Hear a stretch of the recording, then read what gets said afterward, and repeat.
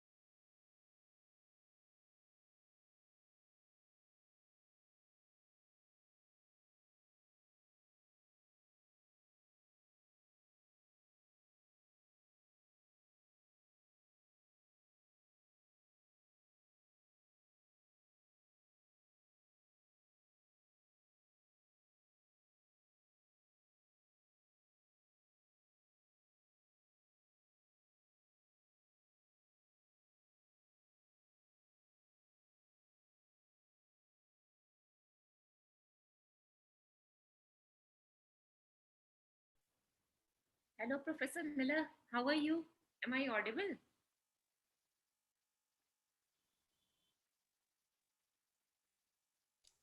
Good morning.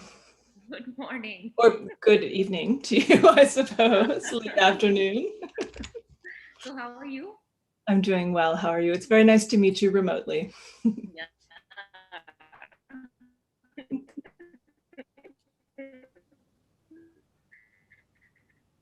So, I'm Ritu and I'm in Delhi University. And so, you, okay, as Savi is here, Savi is, Savi, say hi. Hello, ma'am. How are you? Hi, Hello, Sami. So nice to Savi. meet you. Can you We're all are hear emailing. me? Am I audible?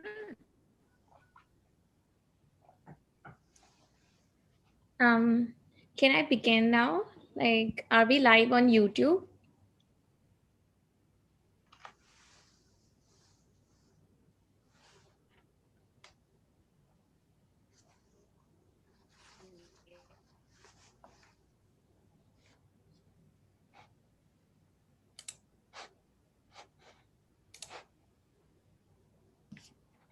Okay, so welcome everyone.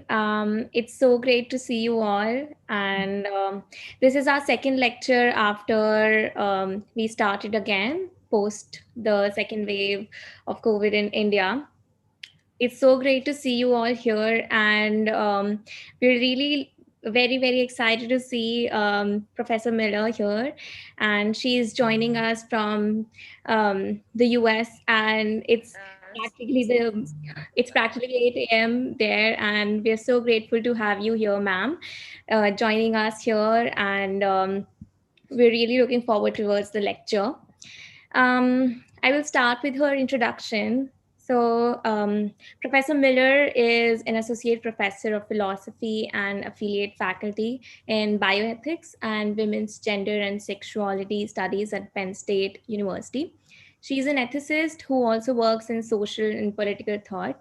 She's past acting in associate director and current faculty affiliate of the Rock Ethics Institute. Her recent work includes the ethics of need, agency, dignity, and obligation, Routledge, and articles on sexual violence, relational dignity, reproductive ethics, global responsibility, and harm and moral injury in journals such as the Journal of Social Philosophy and Social Theory and Practice. She's currently writing 2 books, one on sexual violence and a second on relational ethics.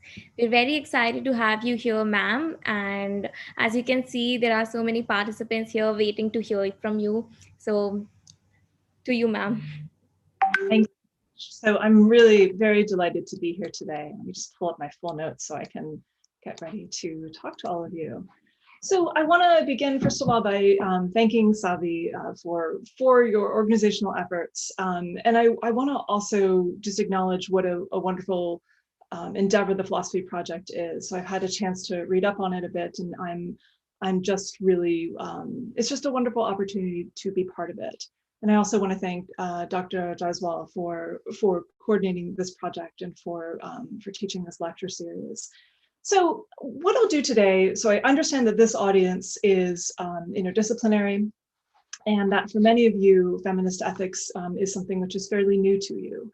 And so I want today to provide for you a general sense of what feminist ethics is and what it does. And I want to start really by situating it in our present moment. So as Savi mentioned, this lecture was to have happened earlier, and then obviously for all of you who've gone through an absolutely atrocious wave of COVID spurred on by the Delta variant. Here in the US, we are waiting, filled honestly with some real trepidation as we are starting to see our numbers rise again. And there are various levels of awareness of what Delta can do. So we will see, we'll see how that goes here. So I want to focus on COVID first. And what I really want to do is explain how this common experience that we've had across the world highlights for us dimensions of feminist ethics, or how feminist ethics can serve as a very productive lens for what we see and what we wish to understand in the midst of a global pandemic. So there are some common themes in feminist ethics that have been drawn to the fore of I'll say, the global public mind during COVID. So, for example, part of feminist ethics, a subset of it, we might say, is care ethics. And at no other time, I think, in recent history, has the concept of care been so completely important, right? And so focused on in the public mind. What care ethics and other varieties of feminist ethics can help us see with regard to COVID are the patterns of vulnerability and dependence and interdependence, and also, quite frankly, precarity that will arise in the context of COVID. So we have now this rather extreme shared sense of vulnerability, right? That is part and parcel of being human. What's important, though, I think, to see is that feminist ethics can also help us analyze how patterns of vulnerability differ based upon how one is situated, right? So again, here in the US, as the first large wave of COVID started, I was able to teach remotely, to have groceries be something I could pick up without entering a store. My position, I was vulnerable, certainly, to the virus, but my position was one of relative privilege. The grocery store workers and the essential workers who were providing healthcare were much more vulnerable to the virus. And obviously, I'll focus again on the US for a moment, because it's a critical statement I want to make. Within the US, there are patterns of vulnerability with regard to COVID that really affect people of color, for example, that white people are largely spared. So feminist ethics helps us see all of that. It also helps us pay close attention to patterns of violence in the home that have arisen during COVID-19, so domestic violence and sexual violence, and helps us make sense of adequate responses and patterns of responsibility to interact with this type of violence. Now, I want to, before kind of going formally into the lecture, I want to note that my lecture today develops from my training and my current professional practice as a feminist philosopher who primarily practices what's called analytic ethics. I'm also situated in a research-focused or research-intensive university in North America. So that is the framing of my training, and that is the framing of some of what I'll bring to you today.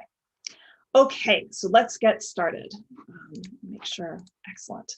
All right, so A main aim of the lecture I'm going to offer today is to introduce you to what I think is really an intriguing complexity of feminist ethics. And I want to show you first how feminist ethics, on my account, can be characterized both as a critical endeavor and as a creative endeavor. And then what I'll do is I'll turn to multiple major themes within feminist ethics in order to give you a sense of kind of what its main concerns are. If there's time today, and I suspect there won't be, but if there's time, at the end, I'll go on to characterize kind of three main schools of feminist ethics, liberal feminism, care ethics, and transnational feminism. There are many, many sub-varieties, but if there's time, I'll characterize those three for you. It felt more important, though, to give you some of the main themes to really plunk this audience down in the midst of understanding what feminist ethics does.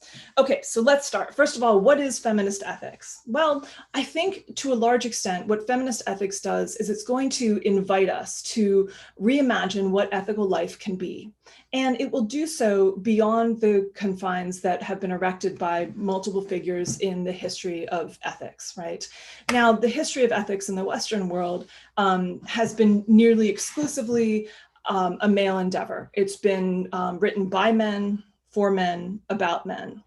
Now, the trick, though, is that the Western ethical perspective has been one that has purported to be universal in scope, right? So claiming that it applies to everyone. But really, much of Western ethics has been falsely universal. Even when purporting to be universal, it's really focused not so much on humanity, but rather on that subset, the word man, instead of women and people of other genders. So when we turn to feminist ethics, I think the content, how ethics feels, its content and its focus shifts pretty dramatically. And what feminist ethicists will do is push the boundaries of what really counts as a proper subject matter in ethics. So feminist ethicists will explore both issues and themes that really have not been thought previously to be part of moral philosophy. So for example, domestic violence, which I mentioned earlier, or sex work or child rearing. These have not standardly been themes in ethics. And they are very strongly themes in feminist ethics. And feminist ethicists also have not only expanded the content of ethics, like what it's about, but have also expanded the methodology, so how that ethics might be done. This is to say that they've challenged how philosophy might approach ethics in the first place. So these are all very exciting things, I think, that, that feminist ethics has accomplished. And I think, importantly, and I'll mention this again within my own kind of process of becoming a philosopher, feminist ethicists have really challenged and changed who can be a philosopher, right? So for years, philosophers, that job, that vocation was forbidden to the fairer sex. It was reserved nearly exclusively for men. And now, of course, many, many more women are entering the profession, which I just think is quite exciting for the diversity of philosophy itself. Okay, so that's kind of a general sense of what feminist ethics is. On my account, and a good way to understand what feminist ethics does is to characterize it in two different ways. It is, on the one hand, a critical endeavor, and on the other hand, it's a creative endeavor. So let me tell you about these two primary aims. I want to actually, though I forgot to do this, I want to note before I do that, though, that while feminist ethics takes as its subject matter the oppression of women primarily, it does not in principle take a negative stance towards men, right? Men as well as women and people of really any gender can be feminist ethicists. So anyone who is genuinely committed to ending oppression of women and other gender minorities can in fact be a feminist. So the welcome sign is up, right? Many people can be part of this endeavor. Also, I think important to address is that the focus of feminist ethics is not feminine ethics, right? So there's a key distinction to be drawn here. While some feminist ethicists do find significant or significance in practices that historically have been labeled feminine. For example, caring for people who are young or caring for the elderly. Feminist ethics is going to cover much broader territory than that, and will take as its subject matter that which exceeds what culturally we think to be or characterize as feminine. So that's important to note. Okay, now back to these 2 points. The critical endeavor of feminist philosophy, feminist ethics specifically, and the creative endeavor. So let me start first by describing how feminist ethics functions as a critical endeavor. So one primary aim of feminist ethics will be, as I was mentioning briefly earlier, to look at previous ethical theories, often in the history of philosophy, and figure out what their inadequacies are. So throughout there's much material to critique, right? Throughout the history of ethics, there have been ethical treatises and systems offered that have been shot through with forms of bias and forms of unfounded assumptions, both about women, but also about people of color, right? So there's a fair amount of racism and sexism that is part and parcel of the history of philosophy. Now, I think, so these examples span from kind of catty, unfortunate comments that are made by philosophers to more serious forms of exclusion, right? And I will now pick on a philosopher who actually I have studied quite deeply and in many ways I'm quite fond of, and this is Immanuel Kant, right? So Immanuel Kant, who some people think to be the most important philosopher of the Western Enlightenment, makes many statements on women. And let me start with one that demonstrates kind of a deep bias. So Kant notes famously, he says, "It is difficult for me to believe that the fair sex is capable of principles."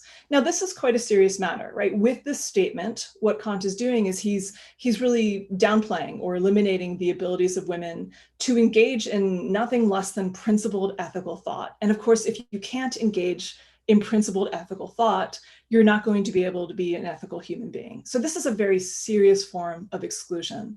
Kant also, throughout his work, again, of which I admire in many places, he drops these sometimes catty comments about women, and this is one of my favorite. I'll just share it because I think it's so terrible as to be amusing. He notes that, and I'll quote him again, "Woman has a preeminent feeling for the beautiful so far as it pertains to herself," right? So this is a ridiculous statement and one that just kind of demonstrates the less serious but still egregious forms of sexism in philosophy.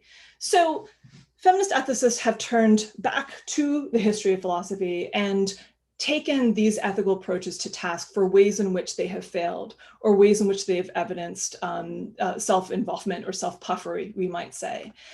So this is the core of feminist critical engagement with the history of ethics. And so this has yielded a series of observations, a series of accusations. And one of those accusations is that, male ethicists have tended to feature the supposed superiority of the moral development and the ability of men and boys while devaluing the moral development capacities and the moral abilities of women and girls. So the main charge here is that male ethicists have often found women to be less morally developed than while positioning themselves as kind of the paragons of ethical theory that they understand themselves to be.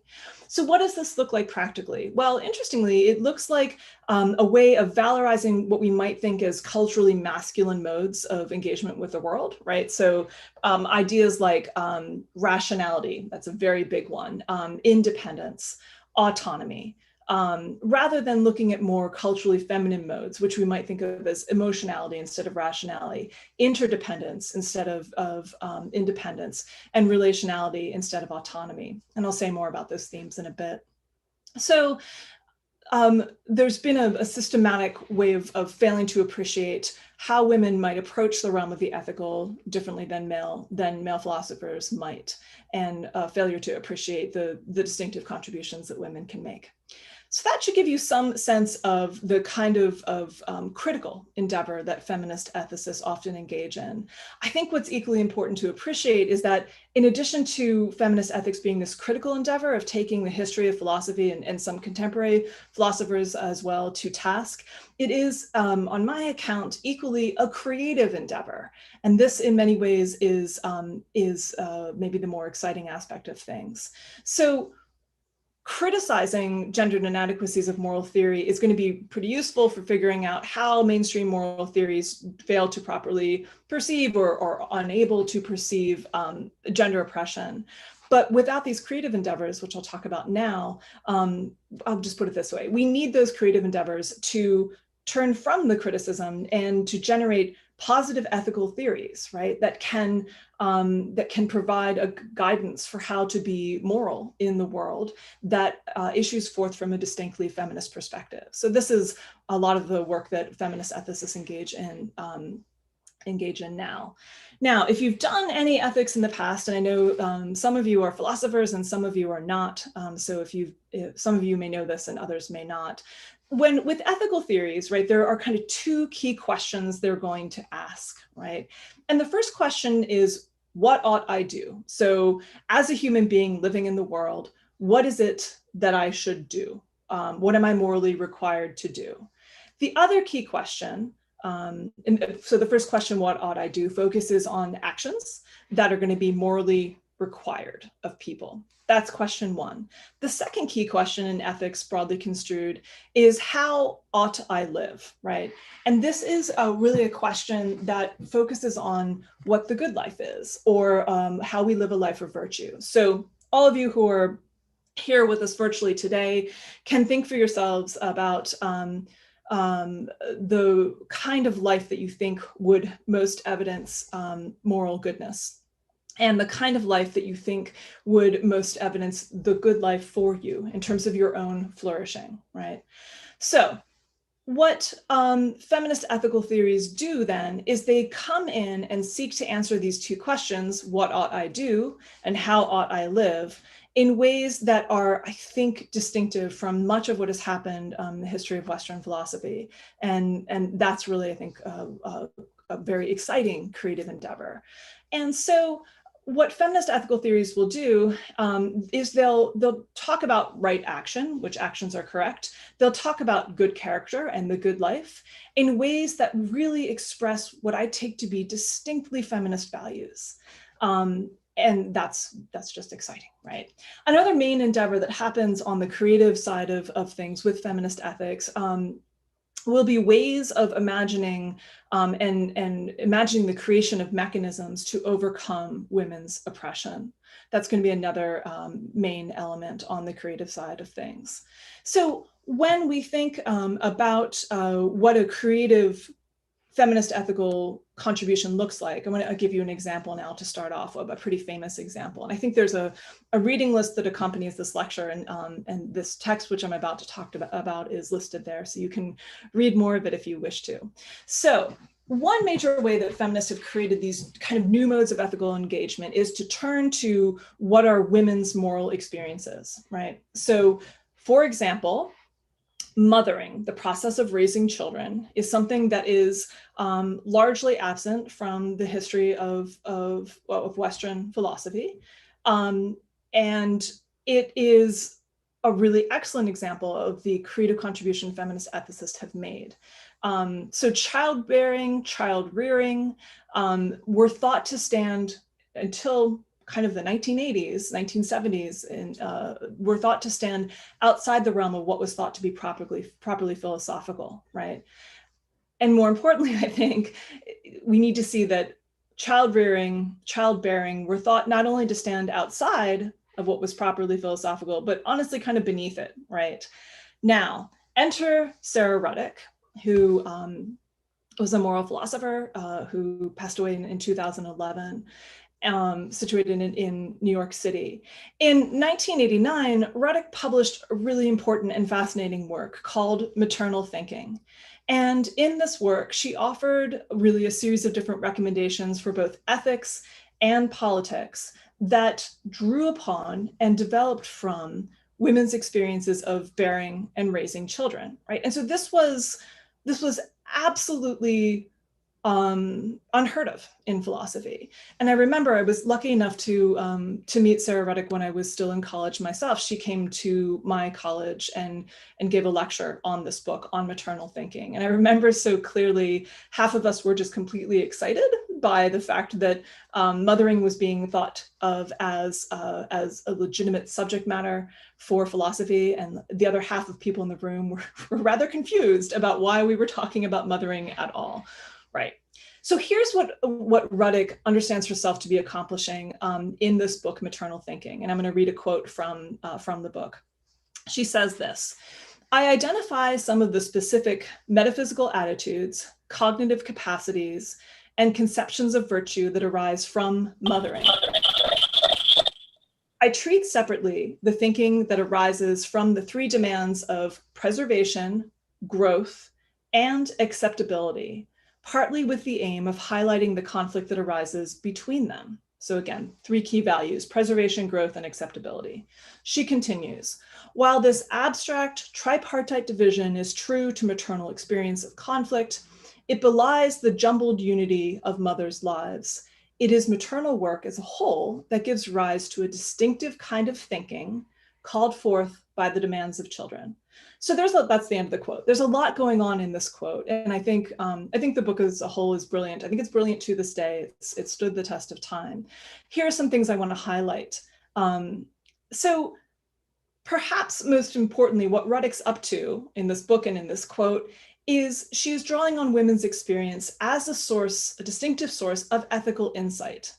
But she does so in a way that she notes that this is far from an easy or frictionless endeavor, right? So in setting out these three core principles, preservation, growth, and acceptability, she very quickly notes, after setting them out, that there's friction between those principles, right?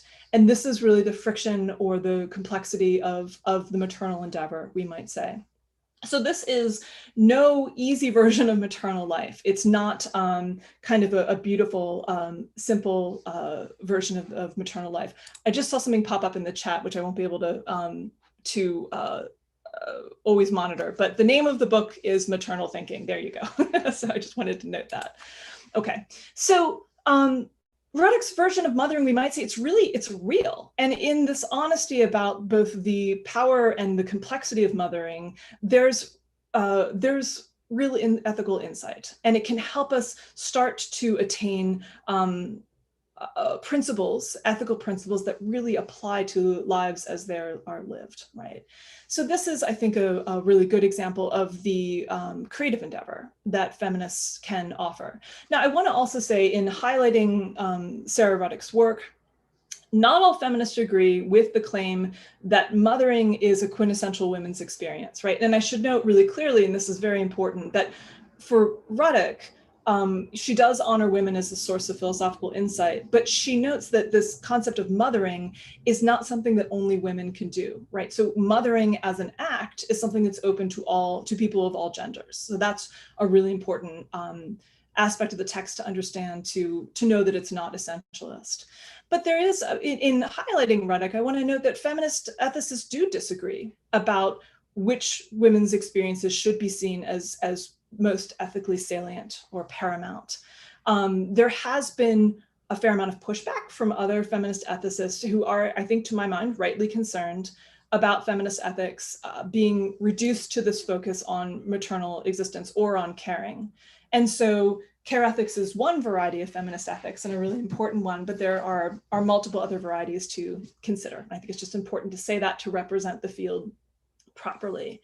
I also think, and I want to emphasize this too, so feminist ethics as a field has developed enough now that there are multiple streams of thought within it that disagree with one another, which I think is really just testament to the extent to which it's now its own subfield, right?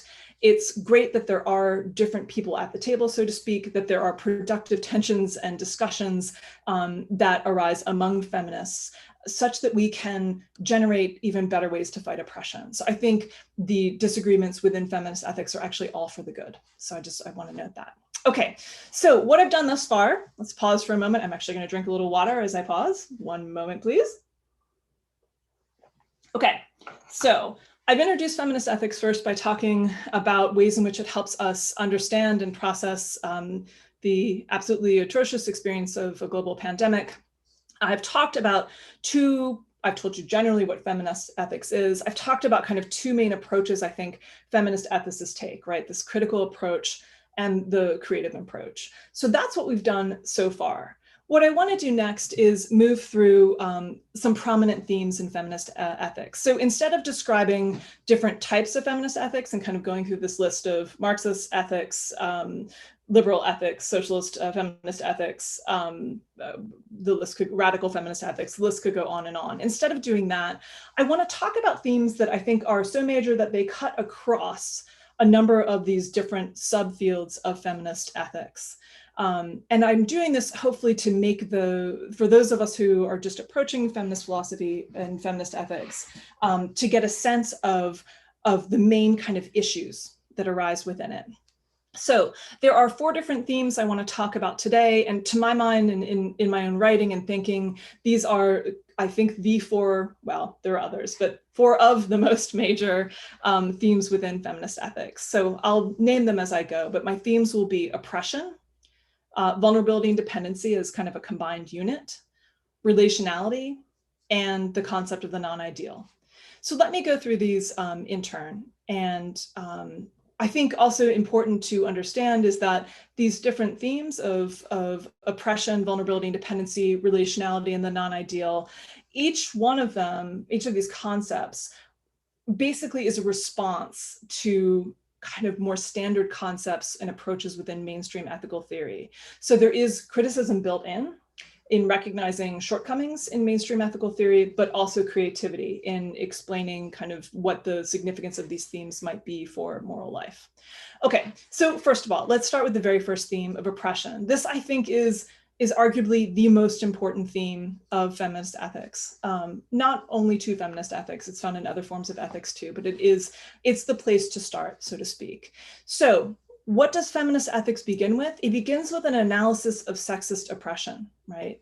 And again, sexist oppression is something that has rarely been the subject matter of at least traditional Western philosophy. And you'll see that I keep on mentioning Western philosophy, and in our conversation today, I hope to hear more about the history of Indian philosophy and ways in which it is or is not sexist in these particular patterns I'm pointing to today. Okay, great. So if you were to look at both historical and contemporary texts and ethics today, you would find a frequent discussion within my world of philosophy of the big 3 Western ethical theories. So virtue ethics, found in the work of Aristotle, deontology, which is found in Immanuel Kant's work, and utilitarianism, which is found both in Jeremy Bentham's work and John Stuart Mill. In most of those major works of ethics, there are very limited analyses of systems of oppression. Now, here's one major caveat I want to offer. So if you're interested in the history of philosophy, this will be key to you. Mill published in 1869 a book called The Subjection of Women, which he developed with his wife, Harriet Taylor Mill. And that is one of the first texts to really analyze the oppression of women, sustained texts within the history of philosophy. So that, again, if you're interested, that's Mill's work, The Subjection of Women, which is, I think, very much worth your time. So why have philosophers tended to neglect oppression? This, I think, has to do with the fact that many of those who are writing or creating the Western philosophical canon were not subjected to a lot of oppression themselves, right? Rather, they were more likely to be part of oppressor groups. Okay, so that's one reason why.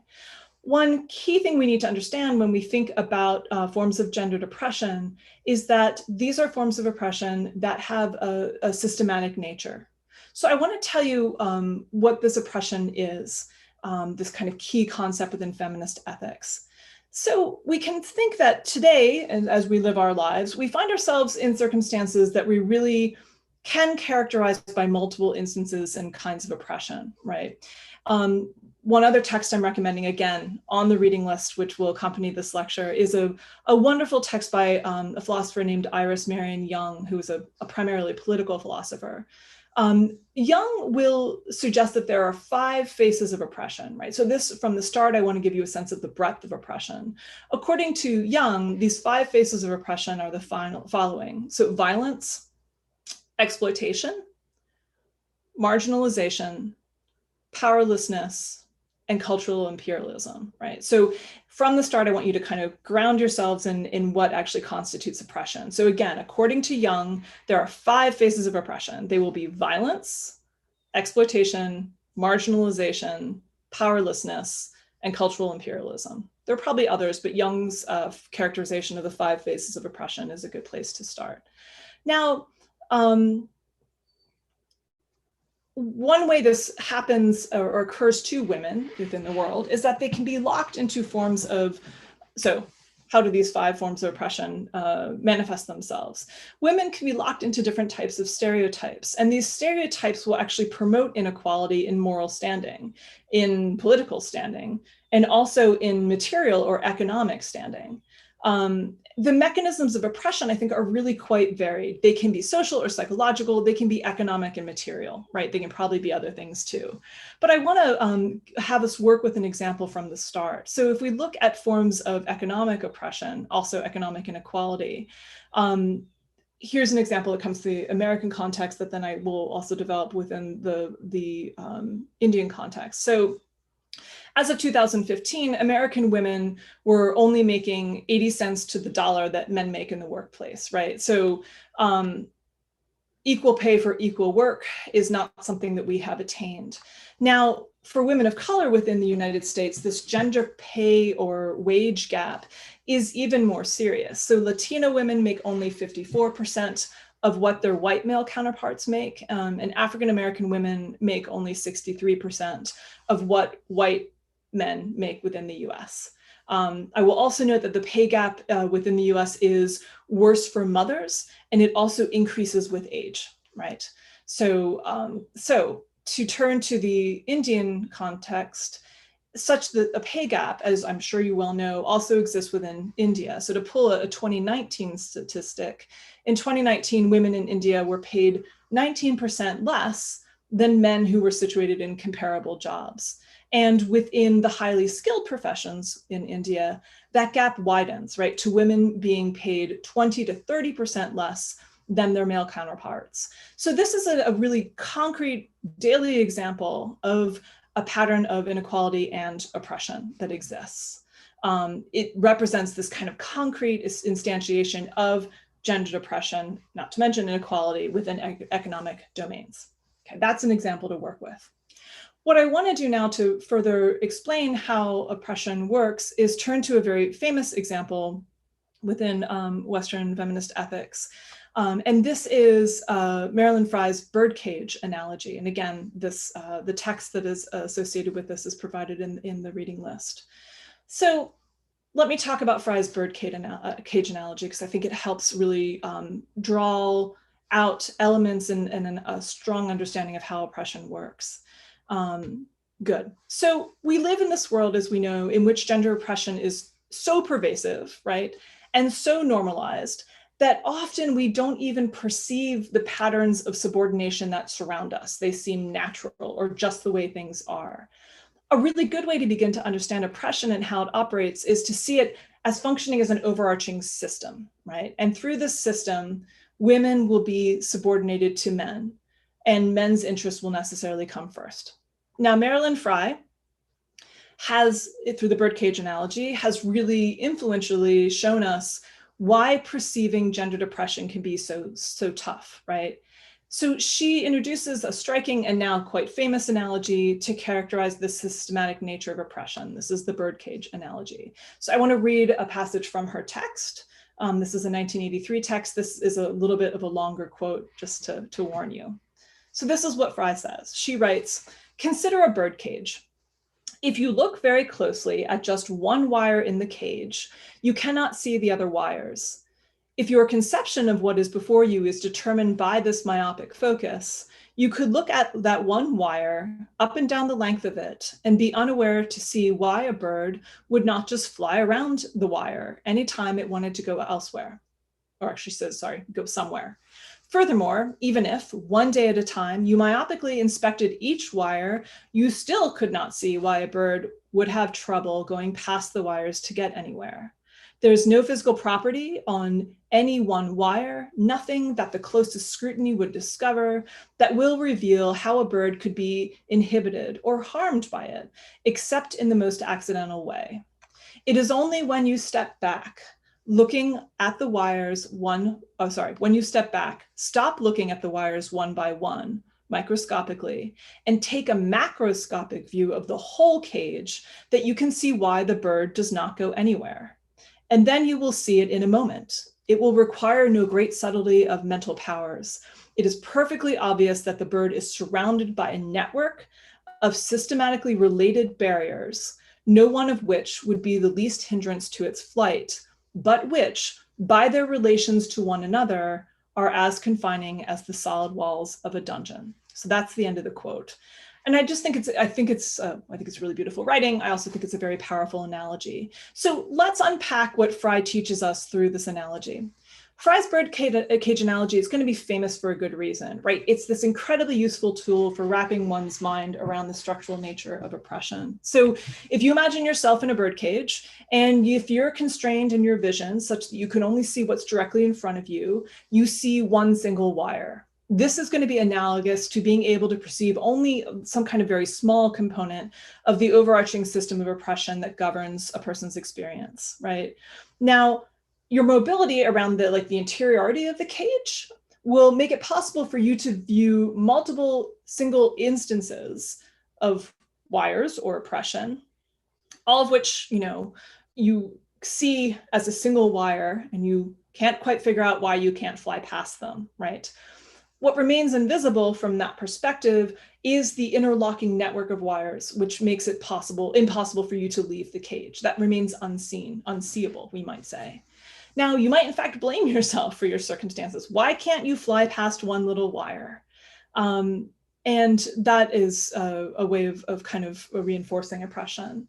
Now, when you move from looking at only what is right in front of you, from the microscopic view, and you're able to actually see the entire cage from an external perspective, you see that interlocking system of birdcage wires. You see that interlocking system of patterns of oppression, and that makes it clear why you can't escape captivity. But it's not until you are able to take that perspective exterior to the cage that you're able to do so. And of course, if you're stuck in the cage, that's really hard to do. So this is a really important example of how oppression functions. It shows, I think, the birdcage analogy shows not only why our view of individual instances of oppression don't yield a broader understanding about what oppression is really like, which is this interlocking system that functions to hold each and every wire in place, but also it helps us see the importance of implicitly questioning the possibility of ever gaining enough perspective on a situation in order to see the complexity of the wires as a whole, right? So this is a rich analogy that continues to instruct us. And when we think about how we resist oppression, just to add another layer to it, feminists have consistently maintained that oppression is going to be ultimately a systematic matter. While any individual moral agent can enact or resist oppression to some extent, there will always be these structural forces beyond the individual level that keep the system running, right? And this is why collective resistance is necessary. One final note before we leave oppression. There have been multiple expansions on the concept of oppression, and I want to note that that a key development in thinking about the theme of oppression has been a movement away from a singular focus on gendered oppression to focus on the interaction and sometimes, quite frankly, the mutual reinforcement of different kinds of oppression: gender oppression, racial oppression, sexual oppression, economic oppression, class-based oppression.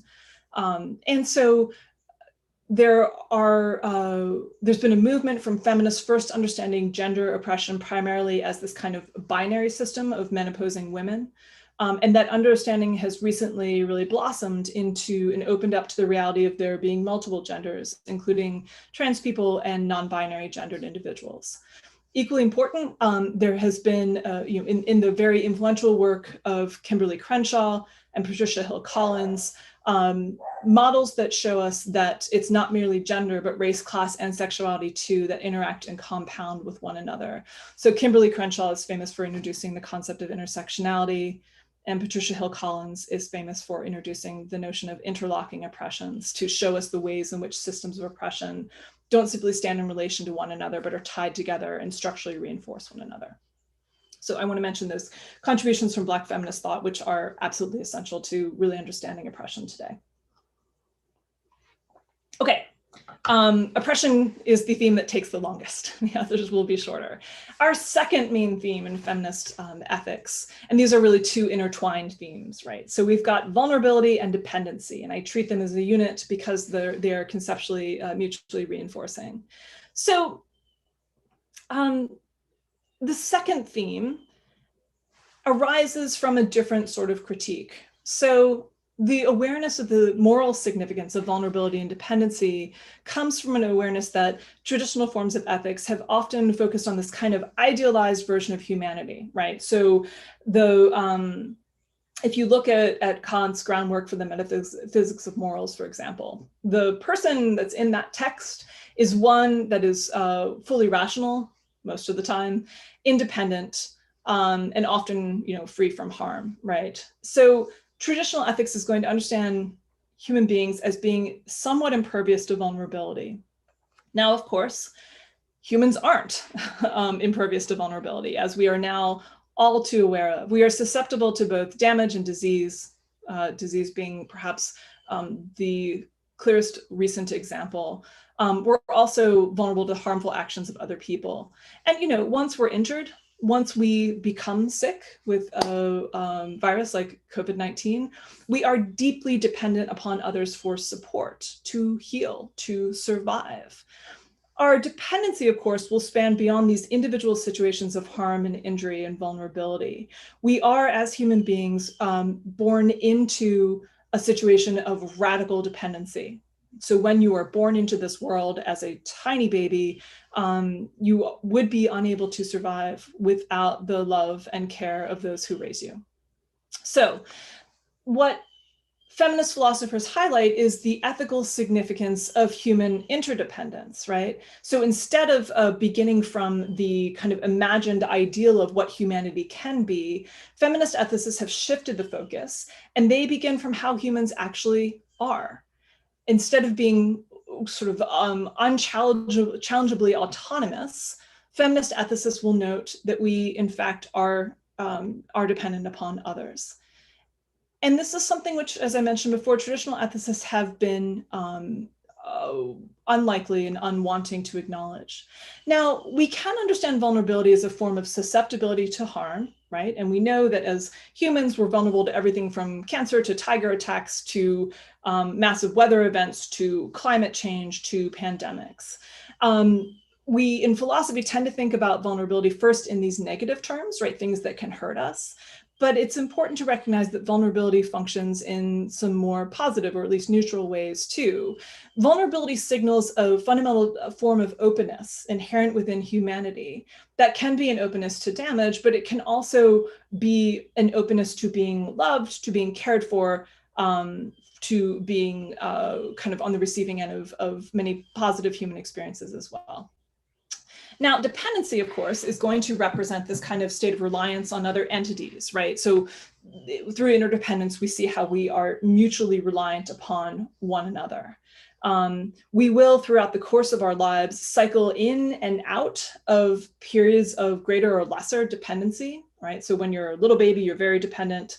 As an adult, you're less dependent in that way, but you are still consistently dependent in ways that you require care and support throughout the course of your life. Now, what feminist ethicists have done is to take this focus on human dependency and vulnerability, and they've raised a series of ethical questions about vulnerability and dependency. And most importantly, they've tried to figure out whether this fact about human beings, right? So not only are we autonomous, but we're very dependent, we're very vulnerable, we're interdependent. How does that shift what we think our moral responsibilities and obligations to one another are. Who bears those responsibilities? And so feminist ethicists have also wondered how we might then best respond to people who are vulnerable and dependent. What are the most respectful ways of caring for others? Those are some of the key questions. Okay, so that is vulnerability and dependence. That's the third theme. Sorry, the second theme. The third theme now is relationality. I'm gonna take another sip of water. Okay, so thus far we have theme 1, oppression. We have intertwined theme 2, vulnerability and dependency. Now our third theme, relationality. So this is going to be another main theme for feminist ethicists, and it arises again first out of a critique of canonical ethical theory. So many feminist ethicists have called attention, as I mentioned just a moment ago, to this kind of overvaluation of the concept of autonomous individuality in mainstream philosophy. And what some feminist philosophers have done is they've instead turned to focus on the significance of relationality, of how we form and maintain relationships for our moral lives. And this has been, this is actually very much a growing area of feminist ethics right now. So cutting edge in some sense. So we don't exist, right, as humans, as fully separated or as isolated beings. We don't develop utterly alone, but we live our lives together in some sense. In this focus on relationships, what will happen is feminist ethicists will ask both about the moral meanings of specific relationships we have, right? So friendship, life partnership, parent and child relationships. They'll also ask not only about the moral significance of specific relationships, but feminist ethicists will really try to get to the core of the matter and ask about the constitutive nature of relationality for morality itself. So why is relationality so important to morality as an endeavor? What happens is, I think, or what is currently happening is that relationality is really encouraging this reconsideration and reorientation of some key ethical concepts, such as agency, autonomy, dignity, and interests, right? So relationality also can help us see the significance of certain kind of subcategories of ethics that need additional attention. So friendship, love, partiality versus impartiality, special obligations we hold toward others, and importantly, the role of moral emotions in our relationships, right? So our relationships are not fully rational. We have patterns of moral reasoning and moral emotional engagement that incorporate particular care for particular others.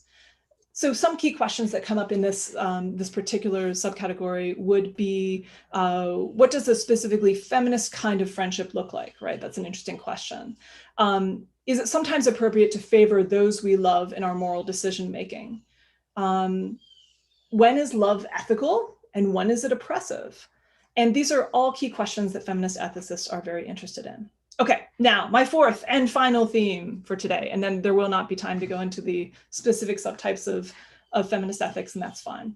I want to end with a focus on the concept of what's called the non-ideal, right? And I think this is important because in some ways the non-ideal represents this bringing together of the three previous themes I've talked about. So when feminist ethicists are critical of ethical theories for looking at humanity as being, mostly independent or autonomous, what they're criticizing is really an ideal construction of ethical lives. They're turning to ethical theories and saying, wait a second, this is not actually how ethical lives are lived and how human beings exist. And so this will be a focus on criticizing ideal theory and in its place constructing non-ideal theory, which looks at how life really is. Now, on the topic of ideal theory, one of the very best authors I can think of to share with you is the work of philosopher Charles Mills, who is at the CUNY Graduate Center and works predominantly on the philosophy of race and also on feminist philosophy to some extent. And he has this great way of identifying multiple vices of ideal theory, of what goes wrong when we think about moral lives ideally. He notes the following. There's going to be an idealized description of the social world And this consists of atomistic individuals that exist in an oppression-free society, right? They'll be in wanting forms of ethical engagement, idealized capacities. This includes perfect rationality and perfect agential abilities. There will also be silence on oppression as it's existed in a historical sense. And that will cover past forms of domination as well as the present day legacy of historical domination. There will also then be idealized social institutions that really don't have much relation to the forms of disadvantaging realities of the actual families and governments and educational structures and economic structures that we live in. There's also an idealized cognitive sphere, right? That doesn't really register the impact of developing and living under conditions of structural injustice. And Mills also notes that there is this sense that there's somehow going to be strict compliance or moral agents who will unfailingly follow principles of justice, right, that a society agrees with. So that's a summary in my own words of what Charles Mills identifies as the problems or vices of ideal theory. Now, quite I think humorously, in this piece, Idealized Theory is Idealization, which is again on the reading list, Mill will pause and ask the following question, and I'll quote him here because it's such a good moment. He says, quote, "How in God's name could anybody think that this is the appropriate way to do ethics," end quote, right? So it's this important moment in contemporary philosophy where Mills finally asks the big question, where if we have all this idealization and we list it all out, how can we possibly think that that's an appropriate way to engage in ethics? It's kind of a humorous outburst. In doing so, Mills brilliantly calls attention to the ridiculousness, I think, of beginning ethical theory with humans who are these perfectly rational human beings with no difficult history, who always follow rules, who are not subjected to oppression. That is not how we live our lives, right? Now, determining what is right and wrong under idealized conditions is not, well, it's not easy, but it's not as hard as determining what is right and wrong under non-ideal theory. So that's the criticism of ideal theory. What I want to do today to close is to talk about the virtues of non-ideal theory. So we've got the vices of ideal theory. What are the virtues of non-ideal theory? And I think most of feminist ethics is represented as non-ideal theory. What Mills teaches us, and again, I'm relying on his work here, is that there are actually a series of virtues that come through non-ideal theory. And I want to focus on two of these today before I close. Mills notes that one major advantage or virtue of non-ideal theory is what he calls, and I'll quote him, non-idealized descriptive mapping concepts. So what is that? In short, it's a virtue that a non-ideal observer can see things that an ideal observer cannot, right? So real human beings in the real world who are subjected to oppression have epistemic and ethical resources. They have standpoints, right, that those who are ideal would not have. So that's important. Through non-ideal theory, we can begin to perceive differently. And that's something which Mills emphasizes quite a bit.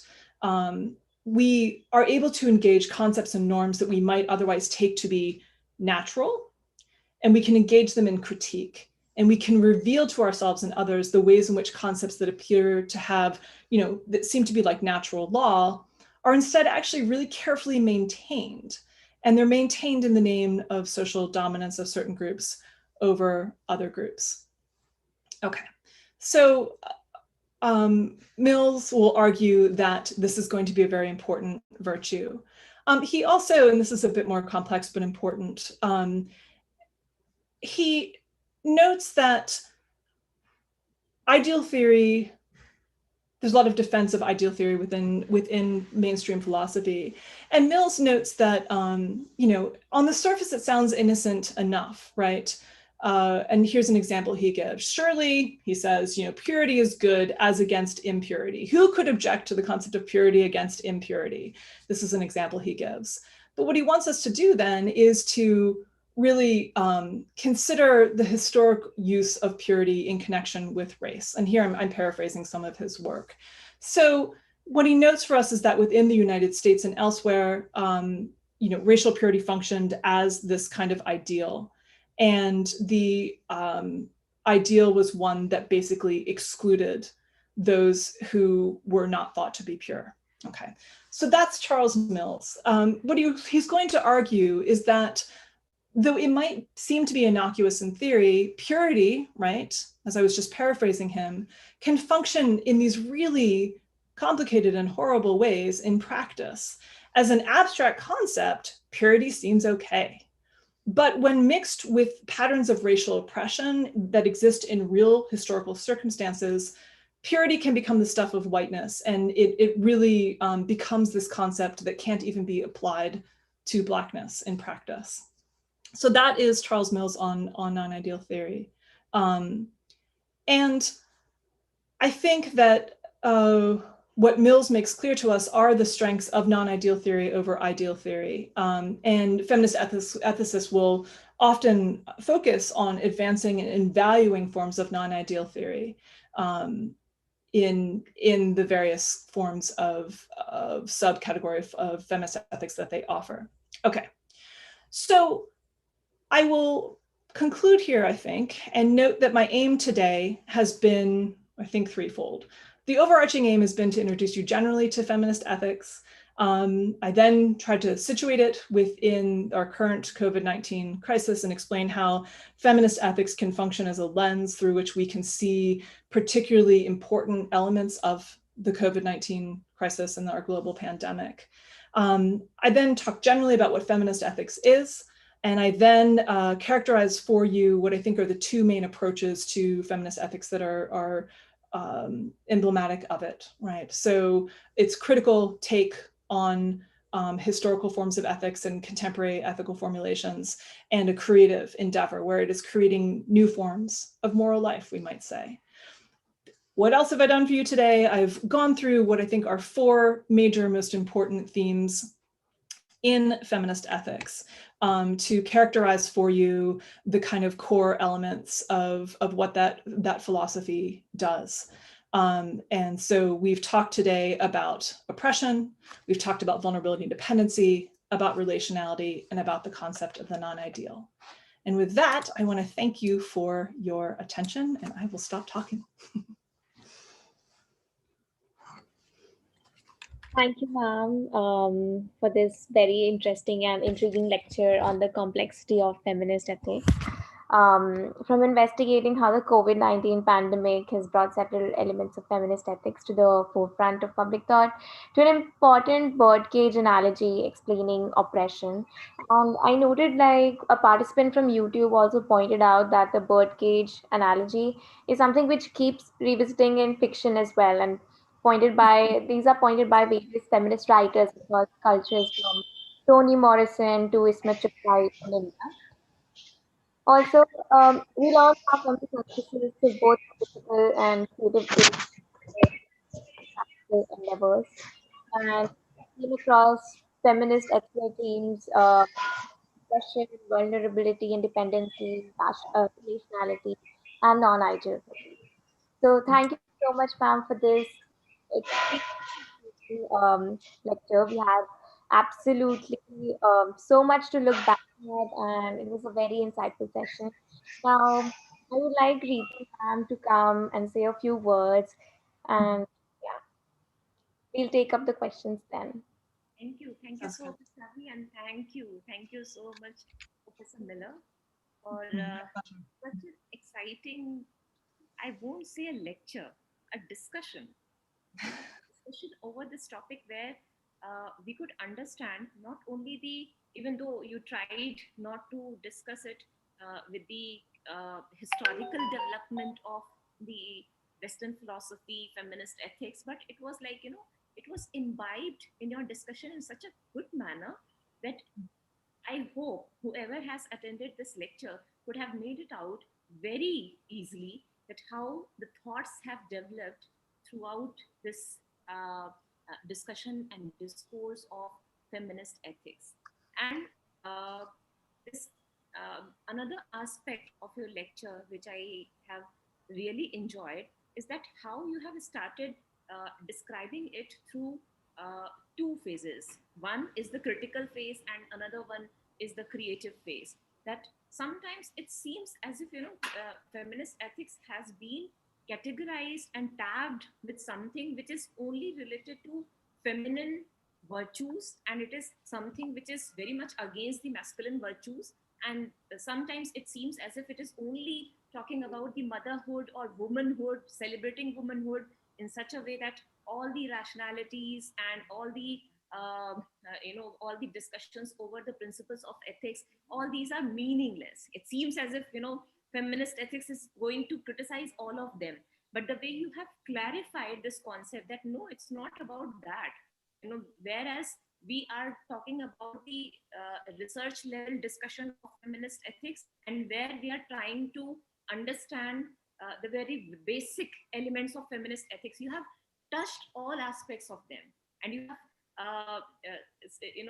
so wonderfully connected them, that I hope, whether it is a student who has just initiated reading feminist ethics, or a person like, who is a professor or who is a researcher, would have enjoyed it very well.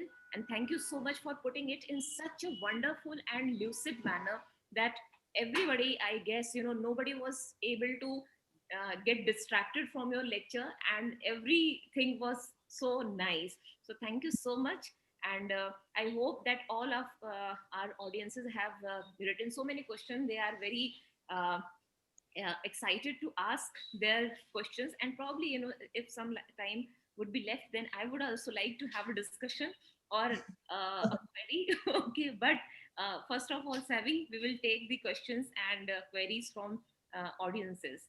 Thank you. Thank you for your kind words. I appreciate that.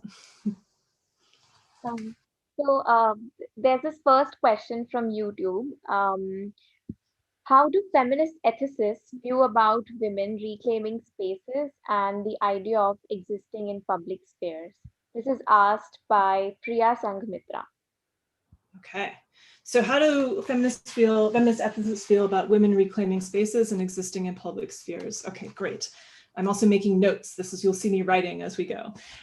So there's a huge discussion within feminist ethics. It's happened over years, and this is a question that really focuses in on the importance of a key moment in feminist ethics. It's a very insightful question. So feminists have written a fair amount on the distinction between the public and the private, right? So ways in which women, at least initially, were largely kind of confined to the private sphere, which we might think of as the sphere of the family, for example.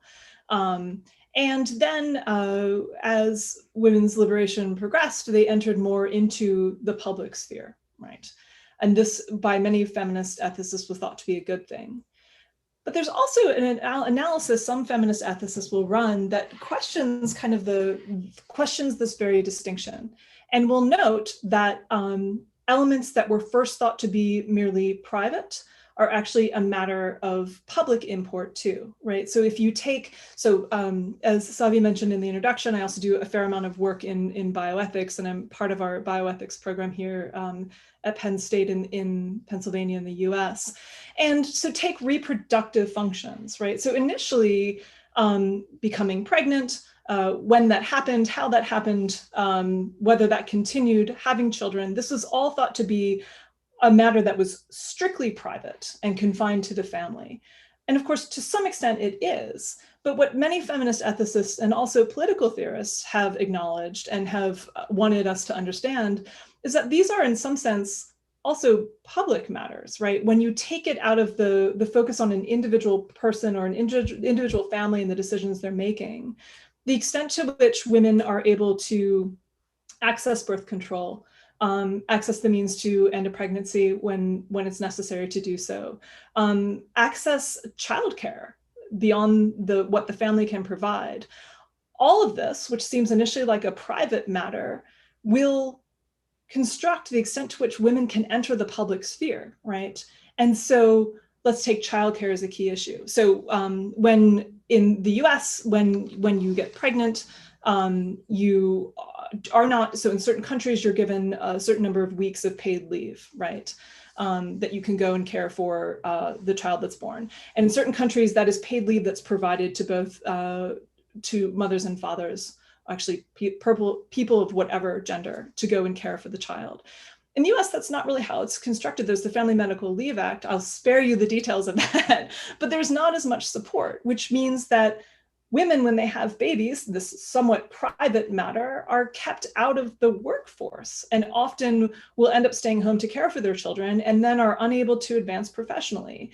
Beyond the fact that this damages those individual women, it's actually sort of a form of brain drain for the society as a whole, right? So it's important to see that we need those women who are child caretakers to be in public life, to be in professional life, to be coming up with good solutions to problems, to be contributing to the frontiers of science, to be designing better economic policy. So it's no longer simply a private matter. It's something which is very much a public matter too. So that was kind of a lengthy, a lengthy answer to your question, but that is just testament to what a great question I thought it was. So related to this question and continuing with the answer that Professor Miller just gave us, there's this one question that we received, and they're saying first that it was an amazing lecture and they've been reading on anti-natalism and unsustainable way to procreate and have children in this world full of suffering and traumas. So the question is there any development in the literature of feminist ethics which talks about the vulnerability of abandoned kids and how better or more ethical it is to adopt than procreate, like kind of an interjection of environmental ethics plus like feminist ethics? Absolutely, yeah. So there is there's developing literature, I think, on this topic. So there's a subset of feminist ethical literature that examines adoption itself, right? And there are actually lots of conversations external to feminist ethics alone that focus on the importance of, focus on the really rather difficult choice of whether one procreates biologically or decides to adopt. What I think is somewhat distinctive about the past, let's say, 15 years, is that there's been a conversation that's arisen that's happening exactly at the juncture that the question asker is pointing out, namely feminist ethics and environmental ethics. And this literature asks a series of questions about whether, very difficult questions, about whether it's ethical to bring children into the world at all, right? Given that we are facing unprecedented, well, I mean, it's, you know, of course it sounds terrible, but we are on the cusp of environmental disaster, so to speak. So when there is climate change, when the effects of, I mean, we knew it was coming, but now we're starting to, in a daily sense, see the effects of it. Like the Western US, there are many wildfires happening there right now, which makes the effects of climate change quite apparent. It happens as a result of drought, among other things.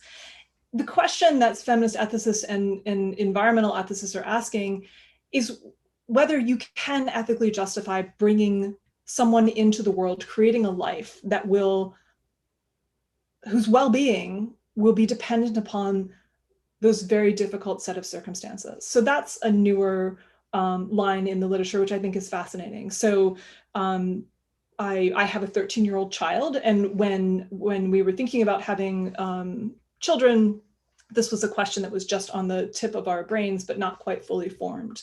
And now this is a question which many people are struggling with. So that's one side of it. The other side of it is exactly what the questioner has also pointed to, namely, if you're running an ethical analysis of the world as a whole, and you're thinking about how you might contribute to better forms of well-being and happiness in the world, there are, of course, many young human lives that are not properly cared for and tended to.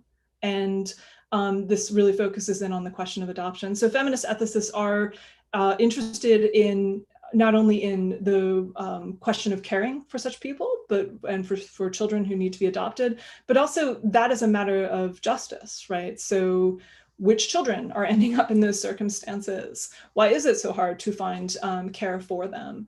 And so beyond focusing on individual instances of adoption, there's a broader focus on kind of the background circumstances that give rise to certain children needing to be adopted as a matter of justice. I hope that helped. Yes, ma'am.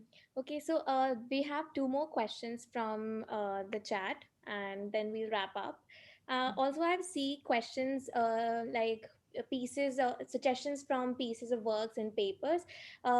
Professor Sarah Miller has shared with us a reading list, which is shared on our website. So everyone can check out our reading list there. And so the question that I'm going to take up is Athira R. Chandran's. It says that considering how much another verticals of philosophy is male centric, is it okay to involve the perspectives of cis het males in the subject of feminist ethics? This is a great question. So I think that, so I opened by basically saying, look, feminist ethics is not something which is inherently negative towards cisgendered heterosexual men, right? I think what's important to recognize is that part of what, as this person is asking, part of what feminist ethics wants to do is kind of shift the conversation. And it's not so much so there's been a lot of conversation from the perspective of cisgendered heterosexual within the US white men, right? And we've, that's been something that's occupied a lot of airtime. Feminist ethicists want to look at who else might contribute to the conversation, right? That doesn't mean that cisgendered heterosexual men are necessarily excluded, because they have a lot to learn from other perspectives that perhaps they have not focused on. So they're welcomed into spaces to learn. What I think is important to recognize is that their perspectives will not always be prioritized. And that is a really central aspect of what feminist ethics does. Similarly, let me shift this question just a little bit. Within US academic feminism, there's increasing awareness of the ways in which privileged white women, such as myself, also take up a lot of airtime, right? And that there's a very important shift for within the academy where some of us need to step back and learn from women of color, from non-binary individuals, from trans individuals who can offer perspectives that have not traditionally been part of our even feminist ethical conversations. So there is this sense of, it's not that white women are to be excluded from the conversation, it's that we need to show up in a different way, right? We need to show up and be present such that we can learn from others and support others as they are expressing viewpoints and theoretical analyses that aren't as positionally apparent to us as white women. So I think everybody's invited, but not everybody should get equal airtime, I guess is the way to put it simply. Yeah.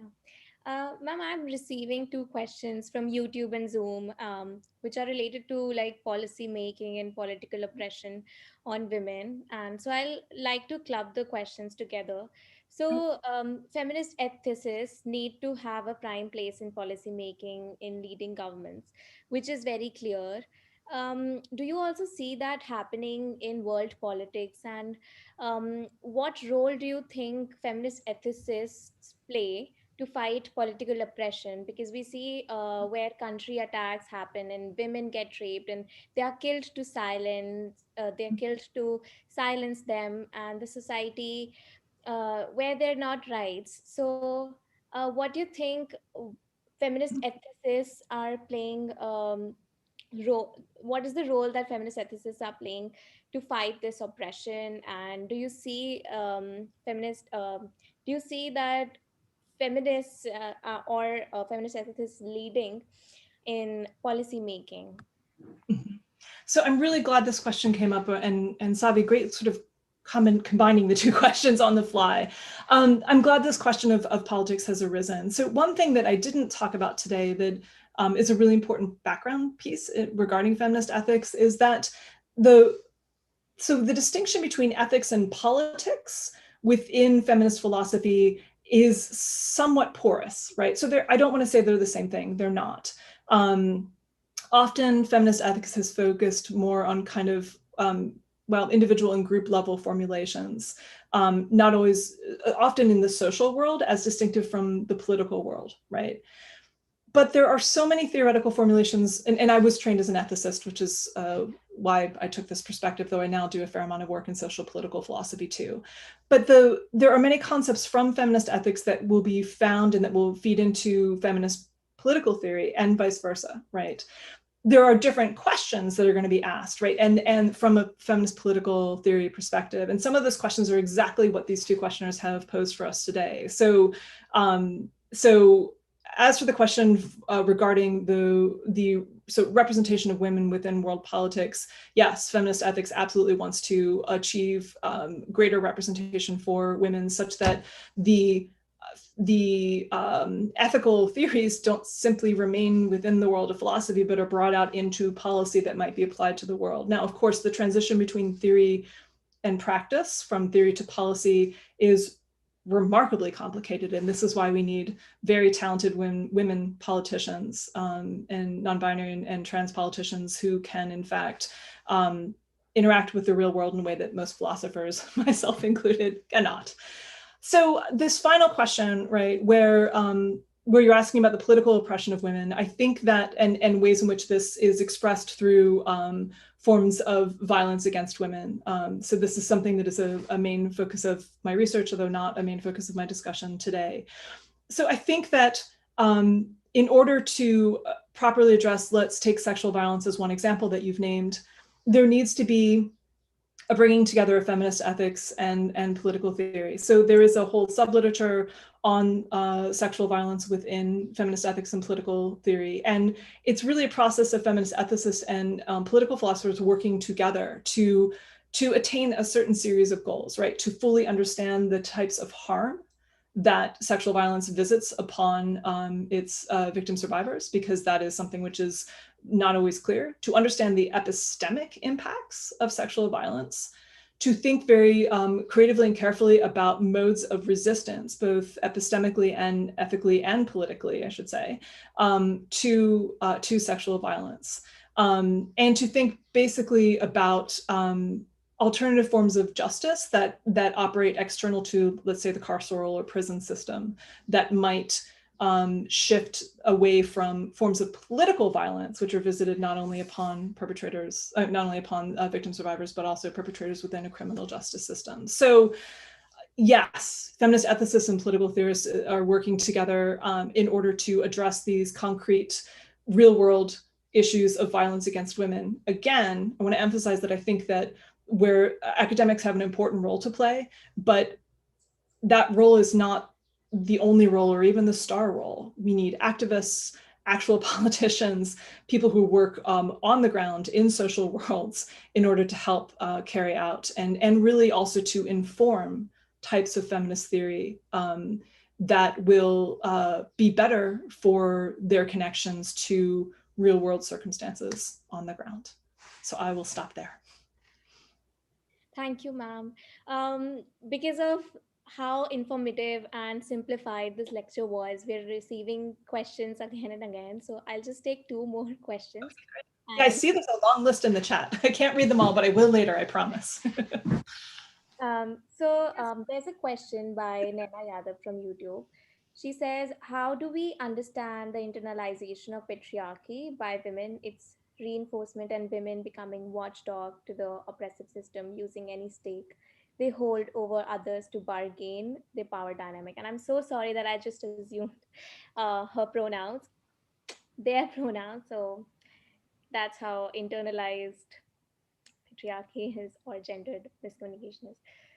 Excellent. So this is an excellent question that they've asked, and I'm really glad to have this question. So I think that there are, let's call them fascinating and terrible representations of the phenomenon that that this questioner is pointing to. So, right, there are lots of ways in which, let's just focus on women for a second, that women oppress other women, right? And so it's not as if you are born in, if you're sexed as female at birth, that you're automatically on team feminism, not at all, right?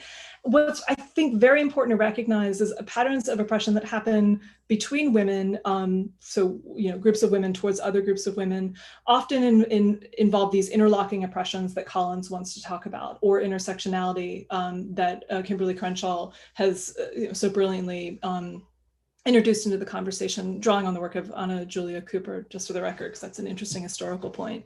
So right, so if you are a woman who has attained some degree of social power, maybe not like a ton, but your position is better off than those who are more oppressed than you as women, you might in fact, and this is where race and class come into the picture, you might in fact try to hang on to the social power that you have, the minimal social power that you have, by making sure that those women who are below you on the ladder of domination or oppression are unable to climb up, right? What's fascinating about that is that, and that happens through the internalization of patriarchy, absolutely. What's really fascinating and maybe heartbreaking to recognize about such moments is that so how to put this, there will never be freedom for you, not meaningful freedom, so long as you continue to buy into that system of oppression, right? And if you're part of maintaining lines of oppression, you yourself will also never really be free, or will not attain, just to make it more concrete, greater degrees of freedom within how you live your life. So I think that when there are limited power resources, we see why certain women might want to oppress other women, because they think that if those who are quote unquote beneath them rise up, that there will be less social power for them. I actually think this is a mistaken idea. And I think that true liberation, of course, will result from dismantling of patriarchal power structures as a whole. As if that's easy. I don't mean to suggest that that's an easy thing to do or that I have a full plan for that, but I suspect that that's a response that's necessary to internalized patriarchal oppression. Yes. So on that, I'll just ask you one last question. The question is, could you comment on the idea of self-care as a feminist ethic? In the light of the pandemic, it regained renewed importance from a mental health perspective, but self-care is often a privilege that often requires ideal conditions affected by factors such as one's race and class. Is an inclusive conception of self-care that meets the standards of feminist ethics possible and attainable given the existing disparities? So I think that this question really helpfully gives us a critical lens of analysis, right? And this is part of the work that the questioner is doing. So let's imagine that we're viewing the world through the lens of self-care and detecting who is able to engage in it and who is not. It's going to show you pretty quickly which populations are more socially vulnerable, precariously positioned, which populations have greater need, right?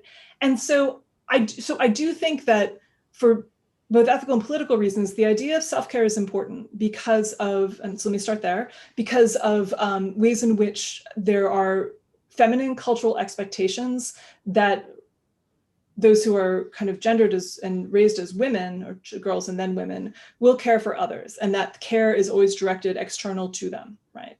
So it's important in some sense as an act of reclamation to note that caring for oneself is necessary. But as this questioner is pointing to, the only way that a notion of self-care is going to be liberatory is if we think about how we attain it collectively, right? And how we engage in patterns of solidarity that will distribute the ability to care for oneself across broader populations. And one way in which that's done is to think carefully about the notion of mutual care, right? So self-care will only really be possible when there is a strong network of social mutual care available. Sometimes this will be enshrined in state level political structures. Other times it's done informally through communities where access to state level resources is not as readily apparent. So there is very much the symbiotic relationship between the ability to cultivate and engage in practices of self-care and this broader, I would say, background network of mutual care, which will make self-care possible. Both of those are deeply, deeply and important political questions. And it's a great way that this person has framed the very issue of self-care. So I appreciate that. Thank you, ma'am. Thank you for taking up all of these questions. We had an absolutely enthralling and inquisitive and insightful session. Everyone here enjoyed so much. As you can see, the chat box is filled with comments like it was a brilliant session and very simplified one, because there are a lot of people here with limited understanding of ethics and philosophy. So all of this in a very simplified manner just cleared all of our concepts out, and we want to thank you for that. And I would also really like to thank Reetu ma'am for coordinating this lecture and the course Feminist Philosophy. Without her, this course wouldn't have been possible. It's all because of Reetu ma'am and Professor Miller that this lecture could have been a success. And I really thank both of our professors here. And yeah, thank you to the participants as well. And thank you to our organizers. Yes, ma'am. I want to just say one thing. Professor Miller, I don't know whether you would agree with me or not, but the way we use these terms, public sphere and private sphere, I guess like I find it very problematic, because from every perspective, what is public and what is private differs.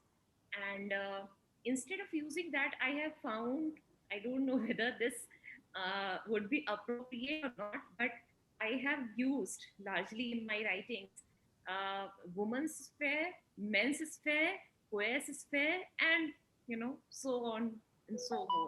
So I would just like to give an example that in Indian weddings, what used to happen earlier, that there used to be a function in which only women used to dance, and no man was allowed to be a part of that dance party. It was so called the Janana party, okay, women's celebration of the wedding.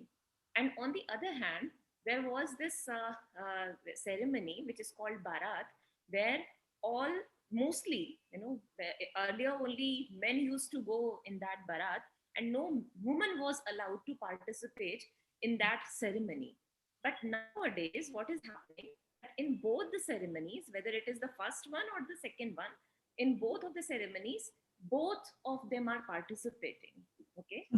So earlier, the first one was used to be the private sphere, and the second one was used to be a public sphere. But right now, how do we recognize whether the first one is a private sphere or second one is the public sphere?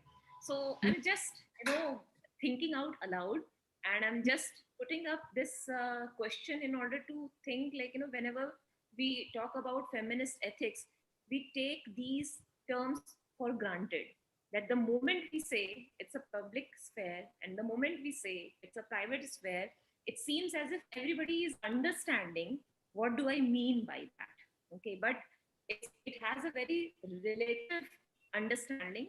And all those people who are attending this lecture, I'm sure that since because of the paucity of time, Professor Miller cannot deal with each and every term we are using here. But when the question, when it arises, the first question on the public and private, I would just like to add this note that it is a relative term. These are the relative terms, and we don't have to mark it as public versus private. Yeah, so that is it. That's all. I think that is a remarkably important addition. So I mean, I just want to build on it by saying, yes. So I think that it's significant to note how the public and private spheres have played out, especially in political theory within both for feminist and non-feminist political theory. And what I think is also equally important, as you're pointing to, and yes, the language around it is so tricky, right? But to think about ways in which they're no longer so distinctive, right? I do wonder if there might still be elements that we want certain matters to, at least in terms of privacy, to be able to remain private in some sense. But, and there are other matters that I think are properly matters of the state. That said, for so much of what is happening, there is this I'll use this gesture again, this kind of intermingling, which is exactly what you've demonstrated through this wonderful example of the two different dance ceremonies. And yes, I agree, the naming those spheres when we no longer have the language of the public and the private to rely upon becomes very, very complicated, especially if we're thinking about those spheres in the light of interlocking oppressions as well. So I very much appreciate that addition. Thank you. Thank you so much. And thank you, Savi. So, Thank you, yes, ma'am. we are going to end the session now. Great. Yes, Thanks everyone for your questions and for your attention today. I'm very, very appreciative. And everyone, yes, Savi, please tell them about the quiz. Otherwise, they will be wondering what will happen. So the quiz will be an amalgamation of tomorrow's lecture as well. So tomorrow we have a lecture on feminism and bioethics. So we will club tomorrow's lecture quiz and today's lecture's quiz, and it will be available on the 21st. And till then, the report will be updated on our website with the reading lists. So you can all go and check out our website. The reading list is available there of today's lecture and Professor Miller's recommendations on papers and journals. Thank you so much, ma'am. And thank you for joining us today. And we look forward to hosting you very soon again. Great. Thank you so much. I really appreciate it. Have a good evening. Bye-bye. Good evening, ma'am. Bye.